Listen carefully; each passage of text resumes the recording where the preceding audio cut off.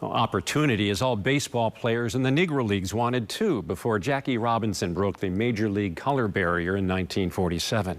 Darius Joshua shows us how a former Negro Leagues player here in Milwaukee is supporting other surviving members and preserving the league's storied history. Legacy is a fitting name for what's inside this first-floor store at Mayfair Mall. A lot of people said, we didn't even know y'all was here. Dennis Biddle is the president of yesterday's Negro League Baseball Players Foundation and runs the store with his wife, Patrice.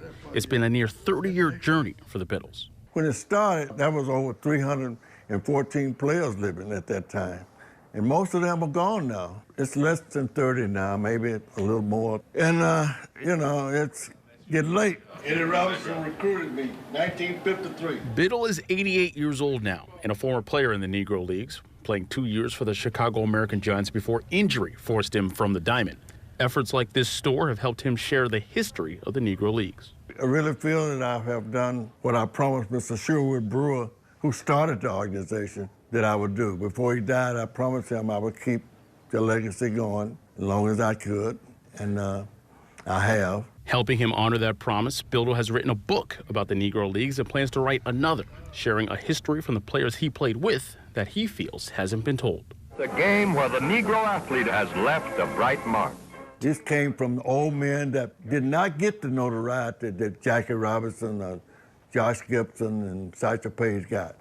But they also played in the league, and they contribute a lot to the history. Please welcome Dennis Biddle of the Chicago American Giants. The Brewers have helped Biddle with his goal as well, with annual tribute games and in past seasons wearing a Milwaukee Bears jersey, which is a former Negro League team that played one season in Milwaukee back in 1923. We are the Negro League players still living, but we also, Milwaukee is a part of that history. So the Brewers helped us bring it back to life.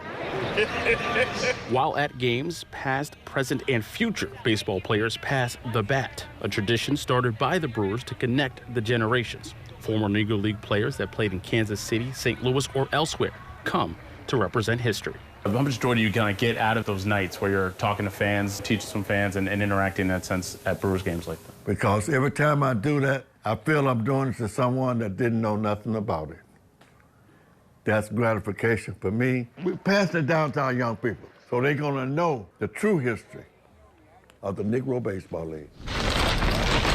The Biddles are also trying to connect the past with the present off the field.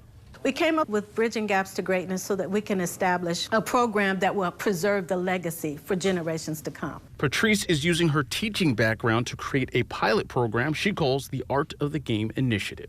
We introduce the history of the Negro League Baseball by the players who played. So Dennis is the first one. We start with the oral history. And then what I do is reinforce his oral history experiences with learning designs where it's digital literacy, where they interact by playing a game or reinforcing what they heard or what they learned. They don't want to just stay in classrooms either. And we plan to use this as an example and a model of how we can get our kids engaged in a game of baseball and create pipelines of opportunity. The Biddles feel leagues that began more than 100 years ago still resonate today and hope that 100 years from now, people still remember the Negro Leagues.